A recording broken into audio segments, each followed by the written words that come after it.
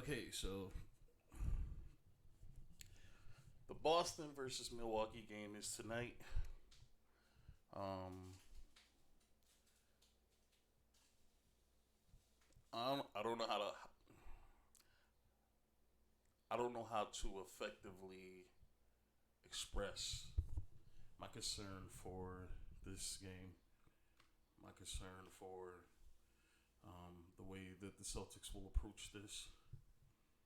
I think that Milwaukee's style of basketball is far more reliable because, all right, so Milwaukee's game is far more reliable because you're dependent on your inside presence and your defense to carry you, while Boston, on the other hand, is relying on their defense and the perimeter shooting to carry them.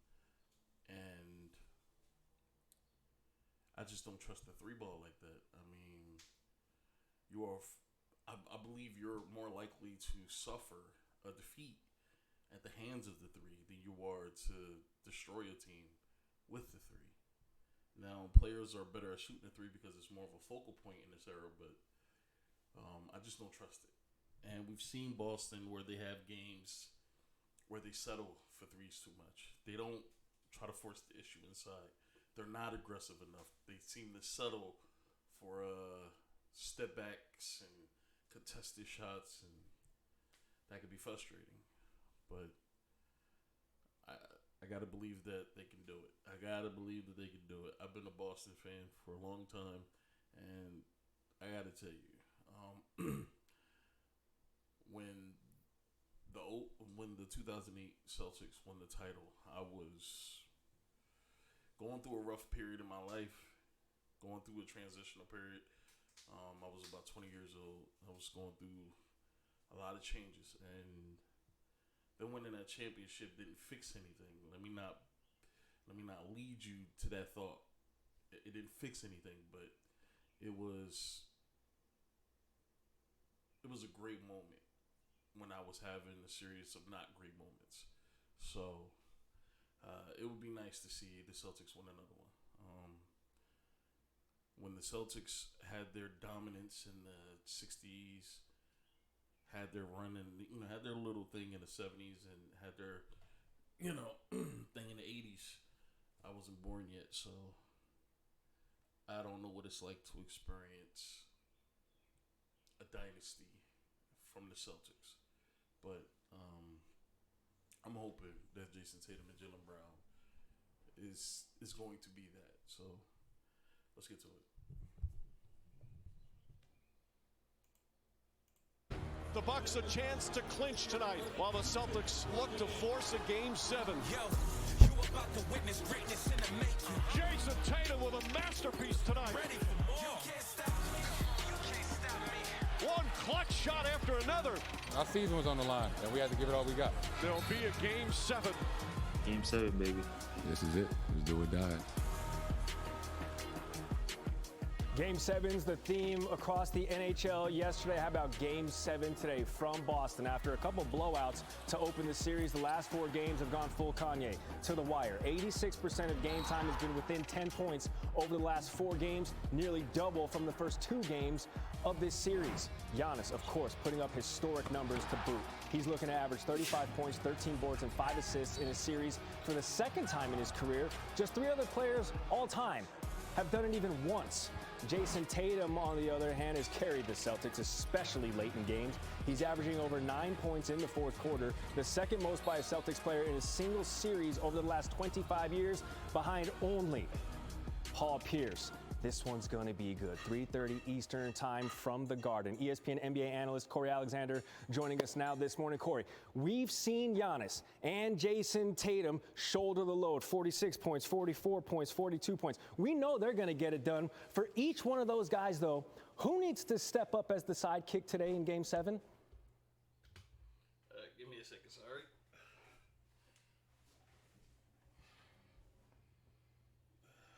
Trying to find support. My food. Oh God. Sorry.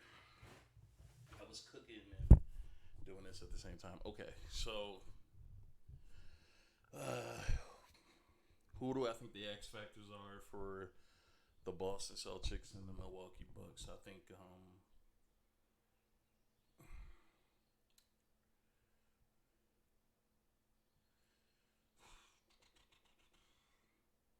if I would say the Milwaukee bench, Milwaukee's role players, they need to give it everything they got in this game. Giannis is going out there. He's literally bled in the last game to try and help his team win. And well, no, I don't think he bled in the last. He bled in Game 5. Still, he's given his blood, sweat, and tears for this team to win this series. And I don't think that his teammates are doing enough. But this is the thing. Can they do enough? I don't want to get caught up in blaming them, saying, well, they got to do this and they got to do that. The question is, can they? Can they? Are they capable of giving you more? I will go that route, but if I have to pick one player, I would say Brook Lopez is important. Okay, because Brook Lopez has size. I wouldn't say that he's a great defender. He's not even a good defender. He's whatever. He's a whatever defender. But he has a 7-foot stature that should aid him in rebounding. And he has to start hitting shots. That last year, Brook Lopez was key for Milwaukee hitting shots. They need him to hit shots. I think Brook Lopez is the X factor for Milwaukee. I think you're getting about as much as you can get from Giannis. I think you're getting about as much as you can possibly get from Drew Holiday. Middleton's not playing, but you're getting as much as you can out of the players that's giving you what you can expect them to give you. It's the bench that needs to step up, but most importantly, I think that for Milwaukee, Brook Lopez has to have a big game. And that's if the Celtics come out firing and they're playing well. You need Brook Lopez. For the Celtics, who needs? I don't even know if Robert Williams is going to play in this game. Actually, give me like 5 seconds.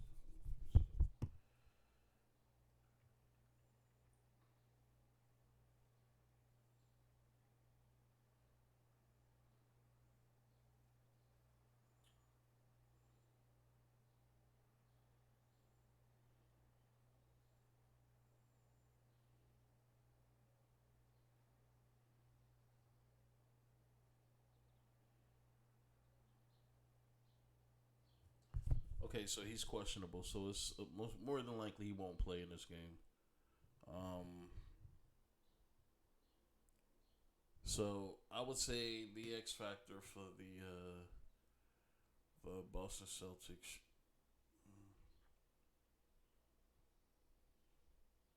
It would have to be Grant Williams. You need Grant Williams. Oh my God, shit.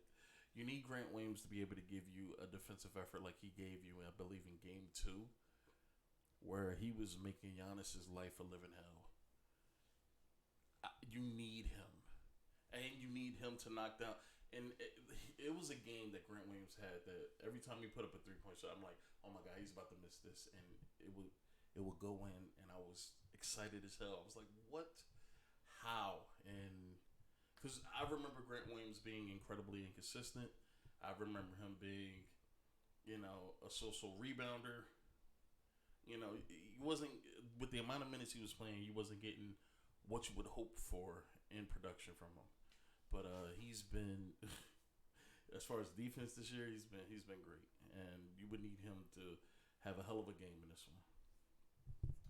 Well, for the Celtics, it has to be Jaylen Brown, and for the Bucks, it has to be Drew Holiday. And when you think about Drew Holiday, I've called him multiple times the second best two-way player in the NBA. And you think about his ability to lock down defensively. What he did at the end of Game 5 was classic material for the Bucks. But when you think about his offensive ability as well, he had 24 points in that game, 8 rebounds, and I believe 8 assists. So Drew Holiday has the ability to not only stop points from getting scored, but to put points on the board. And for the Bucks to win that Game 7, he's going to have to be that guy for them tonight. My problem with that is Drew Holiday has been playing as well as Drew Holiday can play. You're going to have games where Drew Holiday can give you 30. You're going to have games where he could probably get you 25. Like you have those games. But mostly he's like a 20-point scorer. Okay, he's giving you great defensive pressure, which he has been doing. But Boston's been knocking down his shots. You can't really blame Drew Holiday or blame anybody on that Bucks defense. They've been playing phenomenal defense. Even some of the other guys like Pat Connaughton, like they've been in like Tatum's face and Brown's face and Marcus Smart's face, but they're just knocking down their shots. So there's not much you can do about it. And if they do that in this game, there's not much you can do about it. All right. So let's say he is that guy. I'm going to ask you straight up. Who will the Miami Heat be hosting in Game 1 of the Eastern Conference Finals come Tuesday?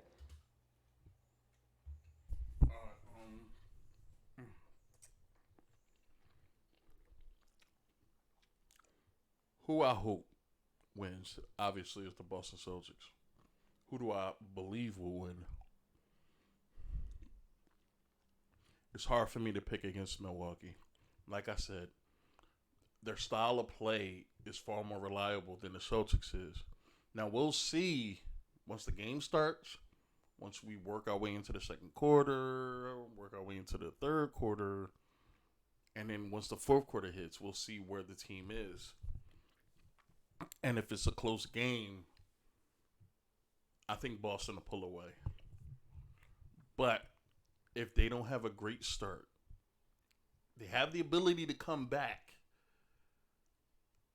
But I just, like, if Milwaukee is able to build up a 20-point lead anywhere between the first and second quarter, the first and third quarter, there's no way I believe the Celtics can beat them. And it's tough for me to say that because I never want to think about my team going down 20 and losing a pivotal game like Game 7.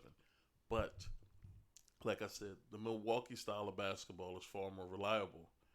Now, when I think the game is 50-50. You're either going to get a great game from Milwaukee, you're either going to get a great game from Boston, or you're going to get both. All right?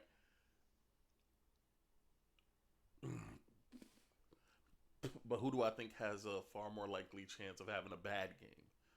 Boston.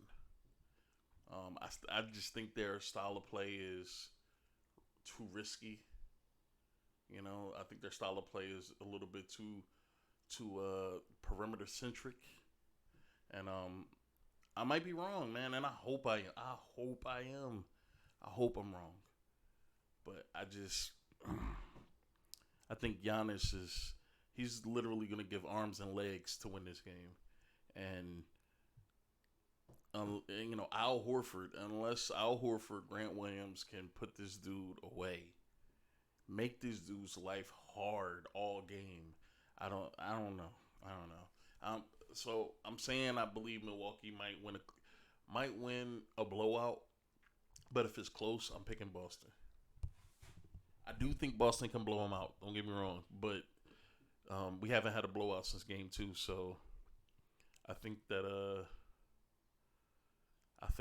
if it's close, if it's within a few possessions, I think Boston can get that win.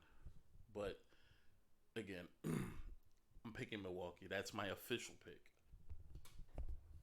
Gary, you're making it tough for me. Early, I said that the Bucks would win this series in 6, but if it went to 7, I was giving the Celtics the advantage at home.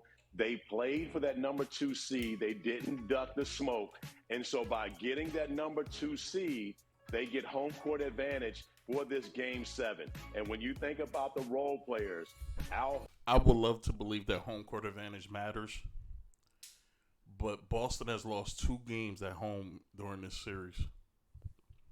Horford, Grant Williams, Marcus Smart, they will play better on their home court in Game 7. So I've got to go with my young fella, Jason Tatum and the Celtics, moving on to the Eastern Conference Finals to face the Miami Heat. Jason Tatum has blossomed into a superstar before our very eyes in this very playoffs, those East Finals. No, he hasn't. And that's the problem with this shit. The media, the sports media is the worst.